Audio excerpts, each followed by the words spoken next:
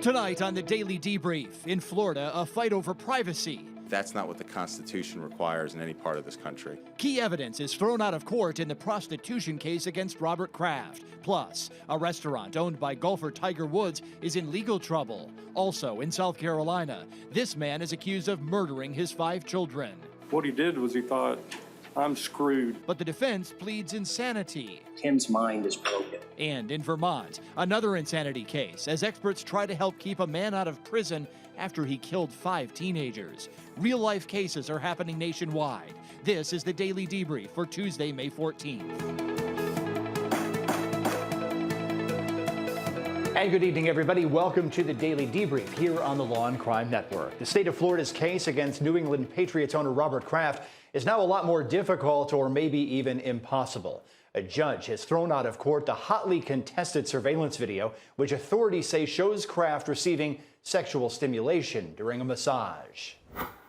If we had something that was illegal, it was going to be obvious. You're looking into the prying eyes of a detective who watched a video feed of customers inside a Florida massage parlor. Some were said to be paying for sex, others were not. She came in, and fairly quickly I realized that this was probably going to be a legitimate massage based on her demeanor. Defense attorneys for Robert Kraft convinced a Florida judge that the police operation was unconstitutional. I think they said, which I have no reason to dispute, they were trying to maintain the dignity and respect and concern for the dignity and respect of these people.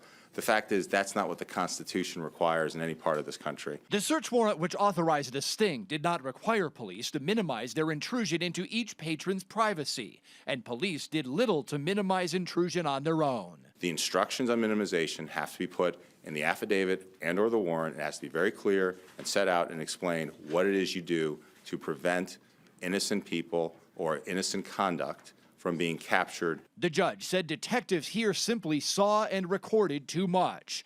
The spa advertised services for women clients, and in fact, more than one woman had a significant portion of her spa time viewed by a detective, and the entirety of her spa time recorded and placed in Jupiter Police Department records. Failing to consider and include instructions on minimizing the impact on women is a serious flaw in the search warrant. The judge's order went on to criticize the viewing and recording of the legitimate massages of male clients as well. Prosecutors unsuccessfully tried to convince the judge that they did minimize their intrusion. Officers want as much evidence as they can get. They called us on the phone. They told us what we had. We said, shut it down.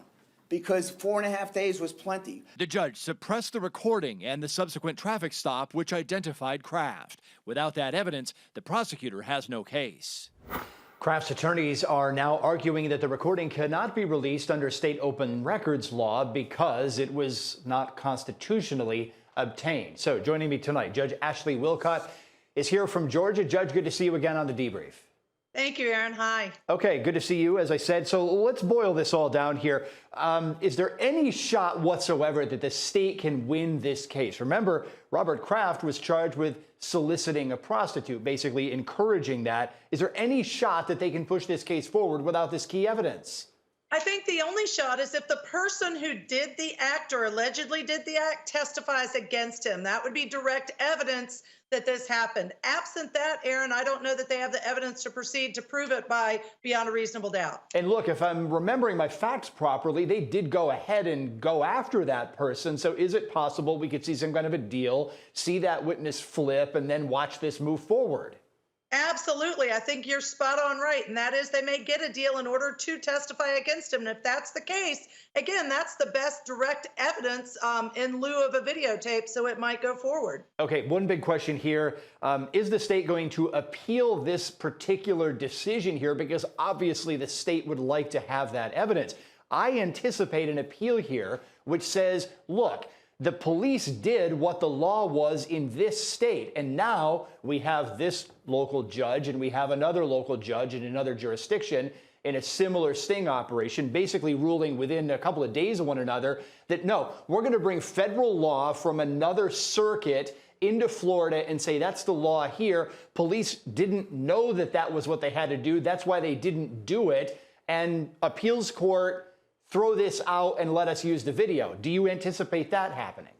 Well, I know you and I have gone back and forth about this a little bit, Aaron. Yes, I do think it's reasonable to think that the state will appeal for that very reason. And keep in mind, this is how laws are made and how laws go away in different states. And so the court said in its opinion, listen, I am looking at federal law that is instructive only, right? It's not law in the state of Florida, nor is it from our federal circuit. But I'm going to look outside of the circuit. I'm going to find it's instructive and make this ruling. This is a perfect case for the state to appeal because of that. Exactly. Okay, and Judge, you sit on the bench. Sometimes you get a little bit nervous when you try to import that law in from another area, especially another federal circuit. But bottom line, we're still interpreting the same Constitution here.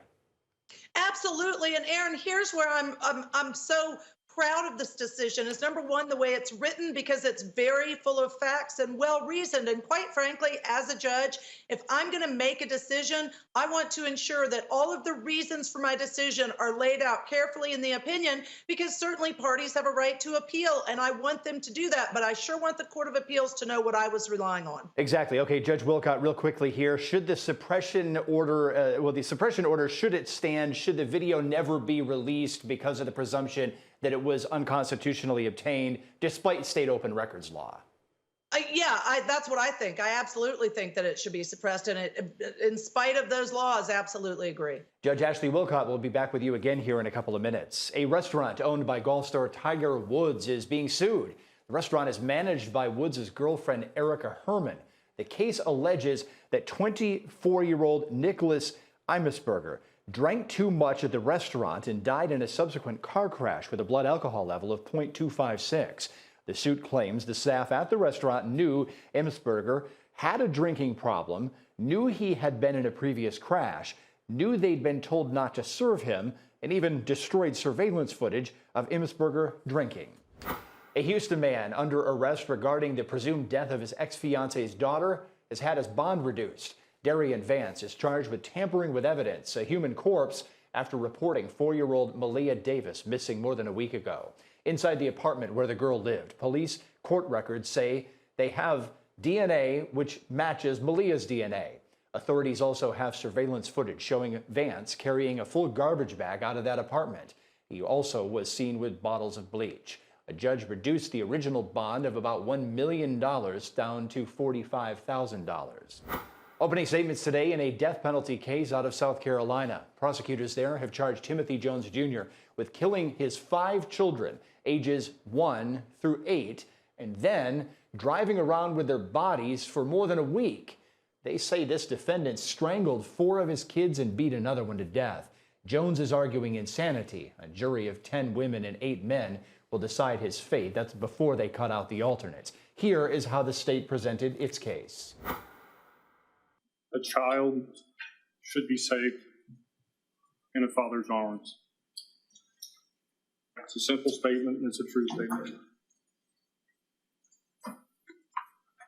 But Tim Jones' 5 children were not safe in his arms.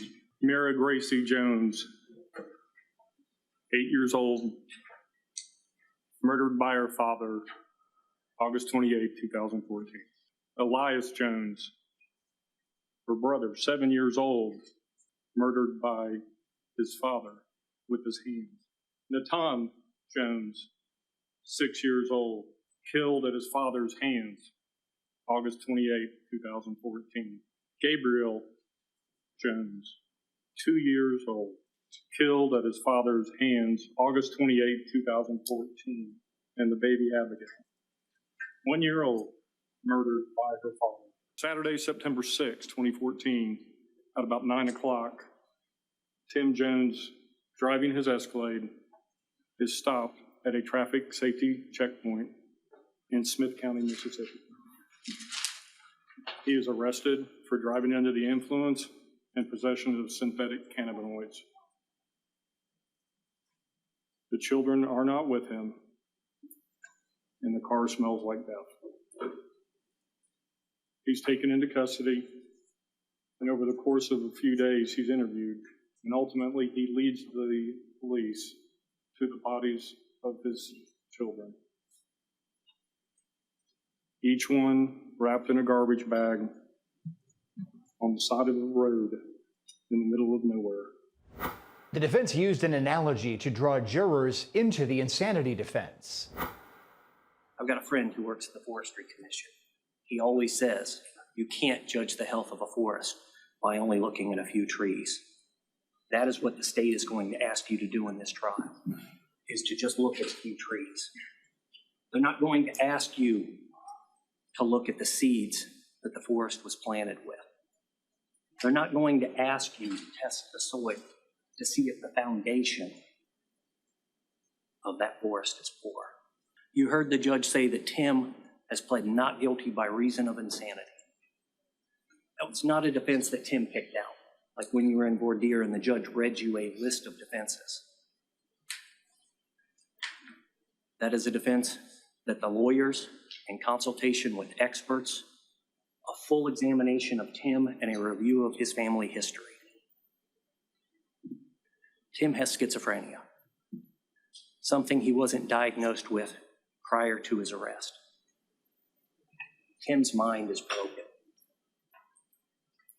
In deciding whether Tim knew the legal or moral right from wrong, you need to look at the full forest, not just a few trees.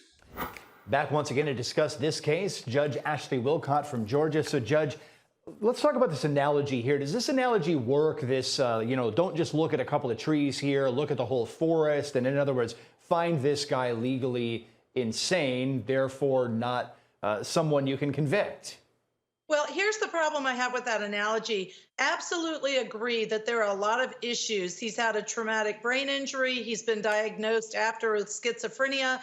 But that does not mean necessarily that he did not know right from wrong at the time he killed all 5 of his children and killed them in a horrible way, by the way. So, those don't necessarily go hand in hand. The defense has to prove that they do. Yeah, I mean, strangling 4 kids to death and then beating another, I mean, that's one by one. Somewhere in there, we hear the prosecutor off the top of the show saying, and I quote, he realized he was screwed. I mean, did he have some moment in here where he knew he was in trouble, as the prosecutor alleges, and therefore can be convicted? Well, I think if that's the case and he in fact beat 1 to death and then strangled the rest because they were witnesses, that's an example of, to me, what would prove that he definitely knew right from wrong, or he would not have taken those subsequent actions and killed 4 more of his children. Slice and dice the statute there, Judge Wilcott. We're going to continue to talk about this case as it rolls along. It's still ahead tonight here on The Debrief, the case of horror on the highway. Experts present their diagnoses of the man who admits to driving in the wrong lane on the interstate, killing 5 teens. Will an insanity defense keep him out of prison? We'll discuss that one after the break.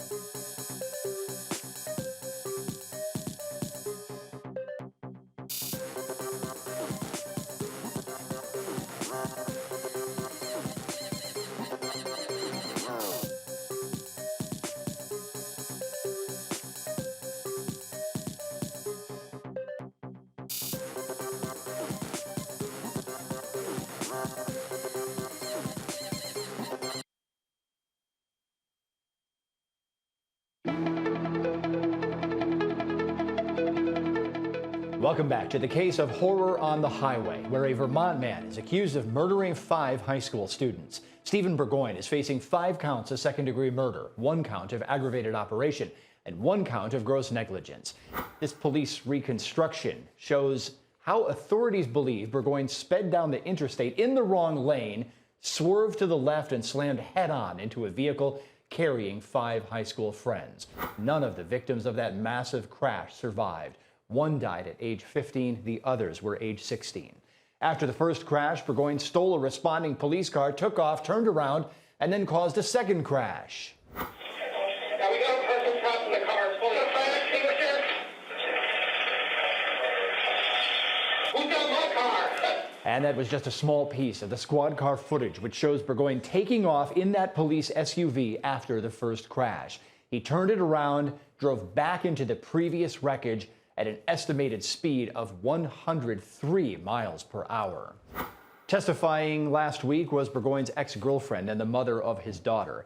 Anila Lawrence covered her face just after taking her oath and appeared to be uncontrollably shaking on the witness stand. She described an instance where Bourgoin took off with her and their baby in the back of his car and threatened to crash into a pond. That's if she did not agree to a 50-50 custody.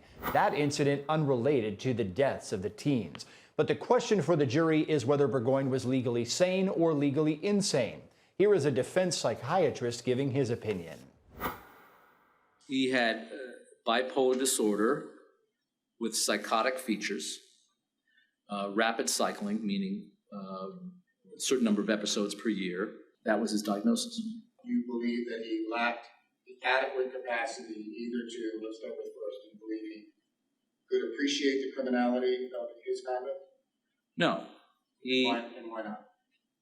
Some degree. He did not intend to go the wrong direction and kill people or kill himself. He did not intend that. He was doing the same thing he had been doing for 2 days, which is driving around frantically, trying to preserve his life, trying to understand what he had to do next to be safe. The last day was primarily about his safety. Were they going to kill him? Were they going to kill Izzy? Were they going to burn down his house? He was trying to be safe, and he was in such a state of psychotic frenzy and confusion, and listening to the directions, his inferences from the radio and lights in the environment, that this is a simple psychotic error, not an intentional act. Another psychiatrist also examined the defendant, and here are her opinions.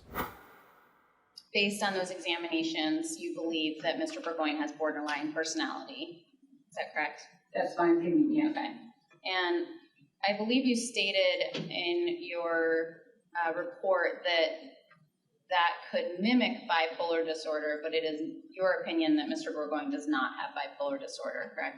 So the testing did not show bipolar disorder. However, in the DSM, the Diagnostic and Statistical Manual for Mental Disorders, under both bipolar and borderline personality, it says that both could occur. Right. But it's your opinion is that he does not have borderline personality So disorder. the testing didn't show that, and my opinion is that it's not inconsistent, but that's not what I found. Okay. And with regards to borderline personality disorder, you mentioned that somebody can become psychotic in the presence of emotional discontrol. I think those were your words. Is that correct? But that someone with borderline personality disorder can also become rageful and disinhibited, correct? Correct. What makes this insanity defense case unique is the defendant's previous attempts, I should say, to actually seek mental health treatment. Here's a nurse who saw Bourgoin in a hallway long before the crash. He said one sentence, which was, "I'm looking at this poster," or "I'm just looking at this." He spoke in a normal tone of voice. Isn't it true that this hallway is patients are sometimes permitted to walk through this hallway to get to the ED? It is one of the ways, if you're coming from the parking garage, to get into our department, and that's where security lets you in. They ask your business and you say, "I'm trying to get somewhere," and they let you in. Okay. And so you weren't concerned about the fact that he was in a non-public area. People do this, right? People do show up there Yes. from time to time. Okay. So the only real suspicion you had that made you suspicious at all was that he didn't step back when you opened the door? He didn't, that's right, he didn't step back, and he couldn't give me a good reason for being there. Did he give you any reason whatsoever? He said, "I'm looking at this poster." Do you know what poster it was? Somebody had lost a sweatshirt and they hung a poster up on our break room door. A security guard approached Bourgoin in that back hallway, and what's disturbing is that this interaction may have resulted in Bourgoin not receiving treatment. I was walking in that back hallway. I was approached by an RN in the emergency department. You remember who? I do. Who's that? Marky McLaren. Okay. She was just in court just a minute ago? Okay. And what did she say to you? There's a gentleman hanging out in the executive hallway. So what did you do? I went through those doors I had mentioned and encountered the individual at the end of the executive hallway. Okay. Did you later figure out that person was Stephen Bourgoin? Later, yes. Okay. And so tell me what happened. So he was standing in the hallway reading something on the wall. I don't remember exactly what. I approached him from behind, introduced myself, explained to me he couldn't be hanging out in that part of the hallway. He turned headwise and just, "I'm sorry, I'll just leave," and he walked down the hallway. Judge Ashley Wilcott is back again to discuss this case and to help us sign off the broadcast here. So Judge Wilcott, the disturbing thing about this is that had he received treatment when he was at the hospital, this might not have happened. This tragedy may have been avoided. Yeah, I agree with you, absolutely. But the other thing that bothers me is I did not hear anything, and Aaron, maybe I missed it, you may know better, indicating that when he was at the hospital, he was either suicidal or homicidal. And so I struggle with, does this really show that he was insane at the time he drove into the cars? I don't know. And, you get into all those constitutional issues when you try to involuntarily commit somebody. So, even if he wasn't there really looking for treatment, like what was going on in there? They couldn't just strap him down and hold him there against his will. No, that's right. To make sure, let me start over. The only way that you can detain someone involuntarily is if they are a threat to themselves or someone else. And in Georgia, anyways, Aaron, they have to specifically say, "I'm going to kill him. I'm going to kill myself," before they can actually do that under the law. Yeah, exactly. Because under the Constitution, we can't just go restrain people willy-nilly. That's pretty clear. There's search and seizure rules, et cetera, et cetera, et cetera. So what do we make of the two psychologists who were on the stand today basically saying, one using the phrase that he was in a psychotic frenzy when he was involved in this entire episode that resulted in these 5 deaths? Well, I think it's good argument for the defense. Now, remember, they're going to have to connect that description by those experts to the fact that he could not appreciate the criminality of his conduct, right? And I'm looking at the statute. That's why I'm looking down. So if they connect those two dots, then I think it's a really strong defense. And there, I love that you have this graphic. I love the daily debrief, because there they have to show, did he appreciate the criminality of his conduct, or did he know it was illegal but could not conform his conduct to the law? So if they connect those two dots, I think they've got a really strong defense. You know, they could, and we only have about 30 seconds left. I'd love to get into a discussion, Judge Wilcott, about the mother of the child describing this entire extra episode where she says he basically threatened to kill both of them. Right, absolutely. And you saw how emotional she was on the stand. I think that's really impactful, but does it show that he has a violent nature, or does it show he's insane? Jury decision. Yeah, a lot to mull over there for the jury, and calling that girlfriend, that ex-girlfriend, may have backfired for the defense. We'll have to wait and see. Judge Wilcott, thanks a lot for joining us tonight, and thanks to those of you watching along at home. You can see us back here tomorrow at 5 Eastern. Good night.